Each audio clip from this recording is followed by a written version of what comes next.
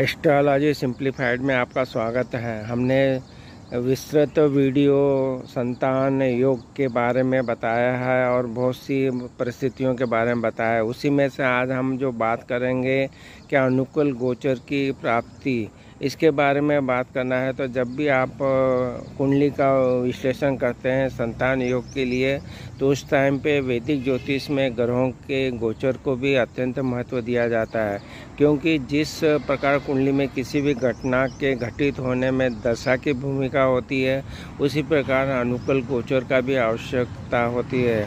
मान लीजिए कि कुंडली के पंचम भाव के स्वामी की दशा चल रही है और वह अनुकूल स्थिति में है और अपनी दशा में संतान प्राप्ति के योग बनाएगा और जातक के जीवन में संतान प्राप्ति के समाचार आने का समय हो सकता है।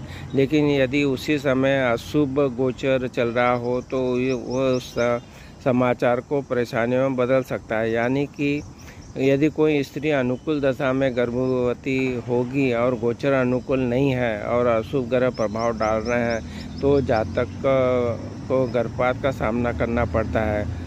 और इसके विपरीत यदि अनुकूल दशा चल रही है और अनुकूल गोचर भी चल रहा है, तो जातक को बड़ी आसानी से एक अच्छी संतान प्राप्त हो जाती है और उसके कष्टों में कमी आ सकती है।